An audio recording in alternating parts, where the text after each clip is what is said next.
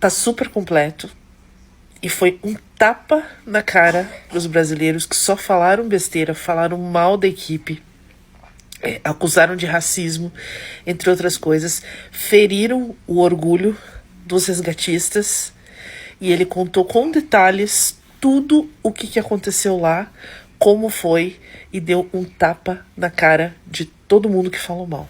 Além de tudo isso, né, eles tinham muita dificuldade de usar os drones e o helicóptero por causa do mau tempo. Isso foi exaustivamente falado e dava para ver nas imagens da neblina. Então, os helicópteros que sobrevoaram a área, a visibilidade era nula, não adiantava nada.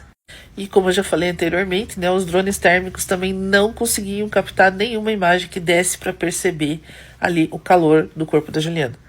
E teve brasileiro aqui que ainda ficou acusando eles de serem racistas, que se fosse uma loira de olhos azuis, eles já tinham encontrado, sendo que com toda essa dificuldade para achar a menina, tá? Eu fico até com vergonha alheia de ver a quantidade de vídeo ridículo que eu vi no TikTok.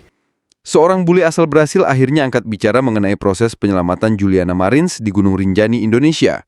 Bukan hanya sebagai warga biasa, ia menceritakan pengalaman dan kronologi penyelamatan dengan detail yang selama ini tidak diketahui publik luas, terutama oleh netizen Brasil yang sempat menghujat tim SAR Indonesia tanpa dasar yang kuat. Terungkap betapa beratnya medan dan betapa seriusnya upaya yang dilakukan oleh tim SAR Indonesia. Tantangan terbesar adalah menentukan titik jatuhnya Juliana secara tepat karena data yang mereka miliki hanya sebatas rekaman drone dari turis tanpa koordinat yang pasti.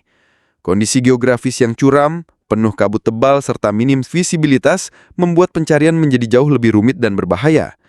Tim penyelamat tidak hanya mengandalkan satu titik pencarian. Mereka melakukan upaya manual dengan menuruni jurang berkali-kali, masing-masing sekitar 400 meter, menggunakan tali dan angkor atau penjangkaran. Mereka bahkan tidur di atas tebing sempit, tergantung di tali, menunggu ketika cuaca membaik demi bisa melanjutkan pencarian.